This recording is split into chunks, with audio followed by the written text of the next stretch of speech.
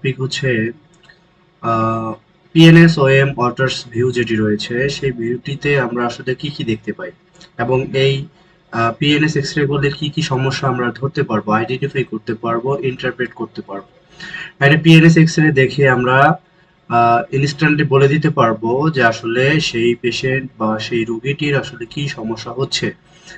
আর কিছু সিমটমস আমরা শুনে সেটা আরো বেশিরভাগ আহ, বুঝতে পারবো যে আসলে তার কি হয়েছে। প্রথমে আমরা একটু যদি নজর দেই, সাইনোসাইটিস এর নাম আমরা মোটামুটি সকলেই শুনেছি। সাইনোসাইটিস হচ্ছে এমন একটি জিনিস, ওইখানে প্যারানাজাল সাইনাস যা রয়েছে, পিএনএস যাকে আমরা বলি, প্যারানাজাল সাইনাসে ইনফ্লামেশন হতে পারে বা হয়ে ইনফেকশন হয় বা ইনফ্লামেশন হয়। সেইখানে ইনফ্লামেশন বা ইনফেকশন হলে তখন সেটাকে আমরা সাইনোসাইটিস বলি। এটা হচ্ছে একটা কমন সমস্যা, ম্যাক্সিমাম মানুষের এই সাইনোসাইটিস রয়েছে। তো এই লক্ষণগুলো কি, সাইনোসাইটিস রয়েছে কিনা বা হয়েছে কিনা সেটা আমরা কখনো বুঝবো? নাক বন্ধ হয়ে যাবে, নাক বন্ধ থাকবে, পানি পড়বে নাক দিয়ে। তারপর হচ্ছে মাথা ব্যথা করবে, এটা অনেকটা অনেক গুরুত্বপূর্ণ একটা সিমটমস। সেটা হচ্ছে মাথা ব্যথা, হেডেক।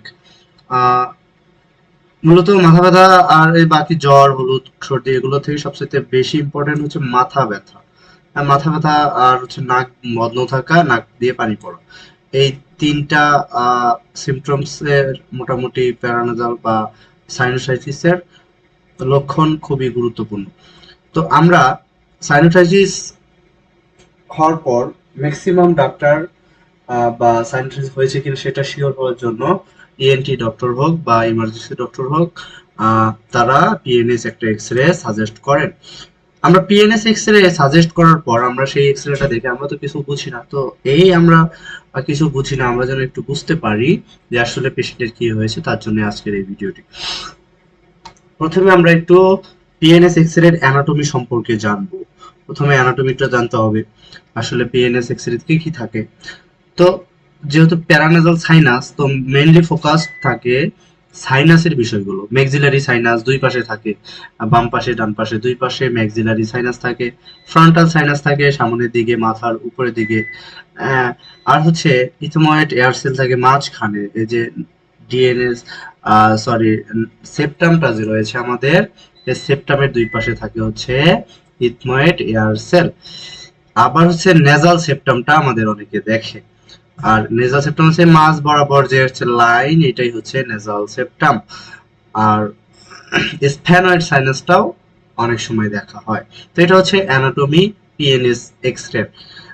এখন আমরা দেখবো যে আসলে পিএনএস এক্সরে নরমাল পজিশন আসলে কেমন হয়, নরমাল পজিশনটা কেমন হয়। পিএনএস এক্সরে এটা একটা নরমাল পজিশন মোটামুটি বলা যায়। মূলত এখানে আমরা দেখতে পাচ্ছি যে এয়ার সেল, এখানে লেখাই রয়েছে অল এয়ার সাইনাস। প্রথমে হচ্ছে এফ তে frontal sinus, maxillary sinus, ethmoid sinus, sphenoid sinus আর ক্লিয়ার। প্রতিটা সাইনাস ক্লিয়ার থাকবে, ফাঁপা অংশগুলো কালো কালো হয়ে থাকবে, সেটা ব্ল্যাক আকার ধারণ করবে।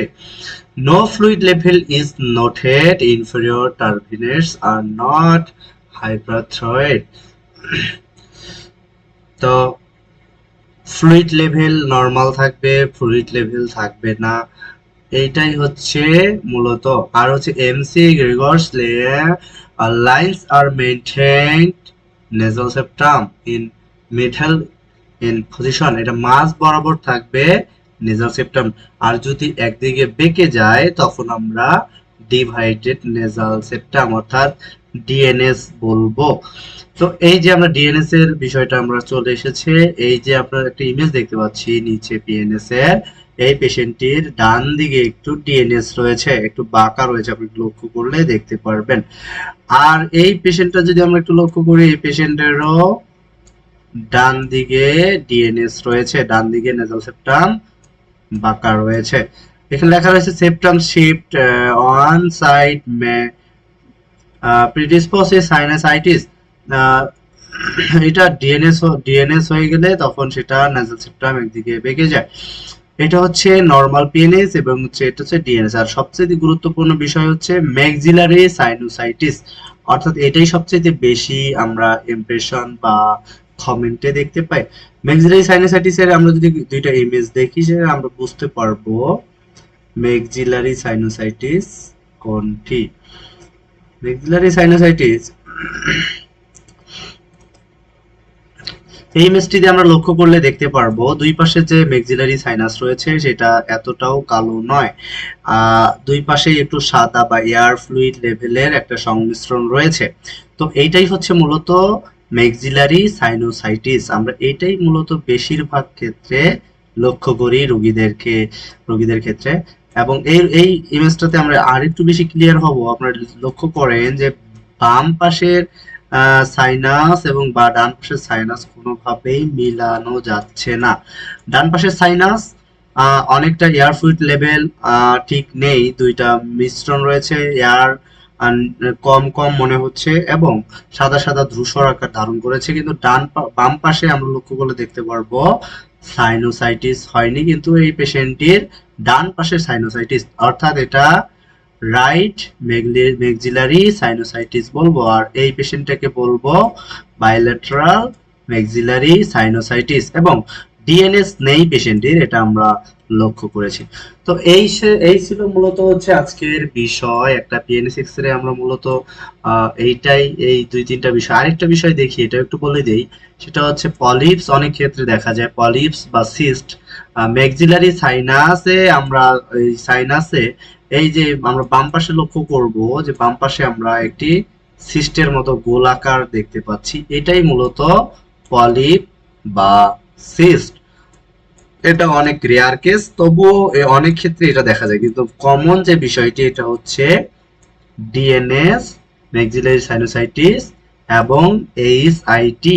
এইচআইটি এইটাও একটা গুরুত্বপূর্ণ বিষয়, যে নাকের মাংসবৃদ্ধি আমরা অনেক সময় বলে থাকি, নাক ব্লক হয়ে যায়, শ্বাস নিতে কষ্ট হয়, এই বিষয়টি আমরা এইচআইটির অন্তর্ভুক্ত হিসেবে ধরে নেই।